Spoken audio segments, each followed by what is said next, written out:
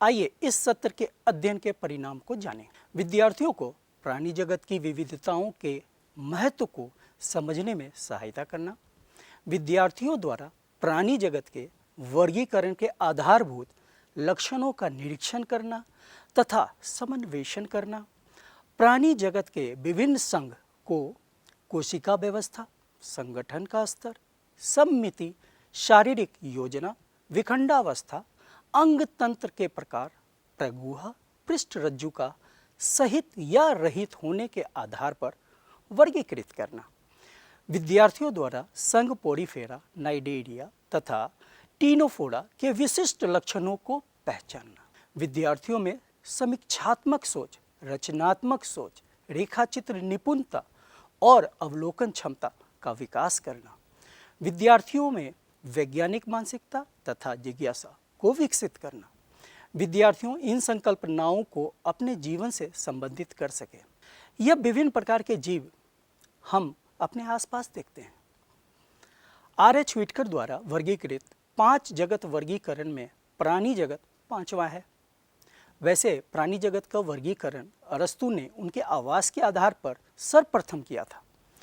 उसके बाद लाखों जीवों का वर्गीकरण हुआ।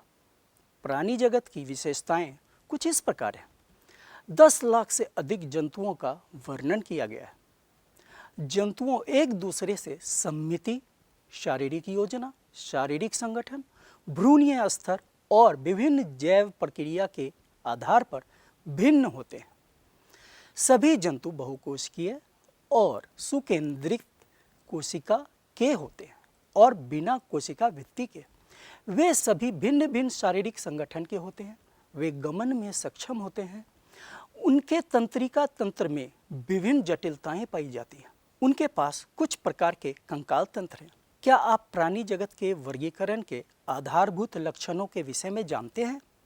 वे हैं आवास, संगठन के स्तर, भ्रूणीय स्तर, शारीरिक योजना, सममिति, पृष्ठरज्जु, प्रगुहा, खंडीभवन, उपांग, संरचना, अंगतंत्र। आवास को 2 भागों में बांटा गया है। पहला जलीय, जिसमें लवणीय और अलवणीय जल होते हैं। दूसरा स्थलीय, जो जमीन पे होते हैं।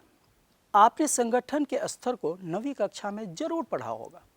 संगठन का स्तर एक आधारभूत लक्षण है वर्गीकरण का। सर्वप्रथम प्राणी जगत में सभी बहुकोशिकाएं होते हैं। इनमें मुख्यतः 4 प्रकार के संगठन का स्तर पाया जाता है। पहला कोशिकीय स्तर का संगठन, जिसका उदाहरण स्पंज होते हैं, जिसमें कोशिका बिखरे हुए समूहों में होता है। दूसरा उत्तक स्तर का संगठन, जिसका उदाहरण सिलेंट्रेटा है। यहाँ कोशिकाओं की व्यवस्था अधिक होती है। तीसरा अंग स्तर का संगठन होता है, जो उत्तक से उच्च स्तर का संगठन होता है। यहाँ उत्तक संगठित होकर अंग का निर्माण करता है और प्रत्येक अंग एक कार्य करता है। इसका उदाहरण चपटे कृमि है। चौथा अंग तंत्र का संगठन, जो एनिलिडा, ऑर्थ्रोपोडा, मोलस्क, इकाइनोडर्मेटा तथा रज्जुकी में पाया जाता है, जहाँ अंग मिलकर तंत्र के रूप में विशिष्ट कार्य करता है। क्या आपने कभी सोचा कि इन प्राणियों का शरीर किनसे बना है? क्या ये कोशिका या उत्तक या अंग के बने होते हैं? 3 तरह की शारीरिक योजनाएं होती हैं। पहला कोशिका योग शारीरिक योजना, जिसमें कोशिका बिखरे हुए समूहों में होता है, जैसे स्पंज। दूसरा बंद थैली शारीरिक योजना, जिसमें शरीर में एक ही छिद्र, जिससे अंतर्ग्रहण तथा बहिर्क्षेपण दोनों होता है, जैसे नाइडेरिया, सिलेंट्रेटा। तीसरा प्रकार नली के अंदर नली शारीरिक योजना, जो चपटे कृमि से रज्जुकी तक पाया जाता है।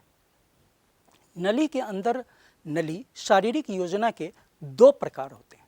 पहला प्रोटोस्टोमस योजना, जो अरज्जुकी जैसे चपटे कृमि से मोलस्का तक पाया जाता है, जिसमें भ्रूण के कोरक रंध्र से मुख का निर्माण होता है। दूसरा ड्यूटेरोस्टोमस योजना, जो एकाइनोडर्मेटा, हेमिकॉर्डेटा और रज्जुकी में पाया जाता है।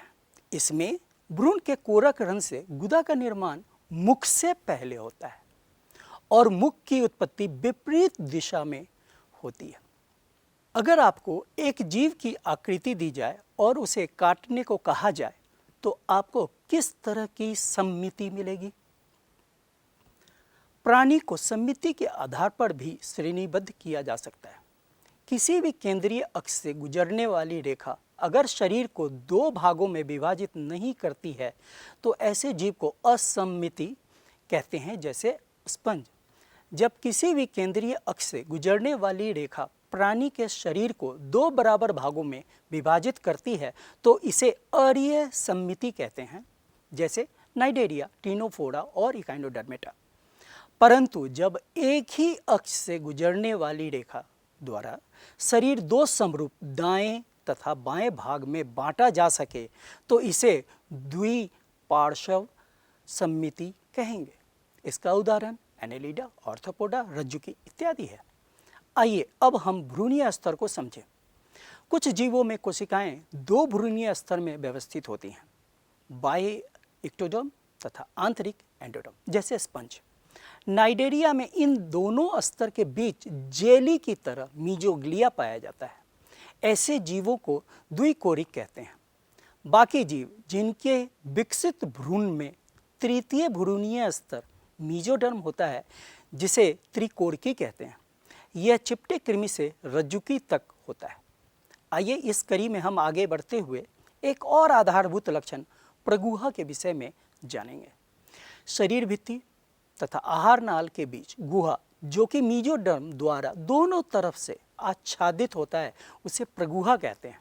प्रगुहा की उपस्थिति तथा अनुपस्थिति वर्गीकरण का एक मुख्य आधार है। इसे तीन भागों में बांटा गया। पहला, जिन प्राणियों में शरीर गुहा नहीं होता है उसे अगुहीय प्राणी कहते हैं। उदाहरण है पोरीफेरा से चपटे कृमि तक। दूसरा, जिसमें शरीर गुहा मीजोडर्म से आच्छादित नहीं होता है उसे कूटगुहिक कहते हैं, जैसे गोल कृमि। तीसरा, जिसमें मीजोडर्म से आच्छादित गुहा को देह गुहा प्रगुहा कहते हैं और प्राणी को प्रगुही। इसका उदाहरण एनेलिडा से रज्जुकी तक होता है। खंडी भवन का अर्थ शरीर के विभाजन तथा अंतर कर उसे स्पष्ट हिस्सा बनाना। कुछ प्राणियों में शरीर बाह्य तथा आंतरिक दोनों ओर श्रेणीबद्ध खंडों में विभाजित रहता है, जिनमें कुछ एक अंग की क्रमिक पुनरावृत्ति होती है। उस प्रक्रिया को खंडी भवन कहते हैं। उदाहरण के लिए केंचुए में शरीर का विखंडी खंडी भवन होता है और यह विखंडावस्था कहलाते हैं।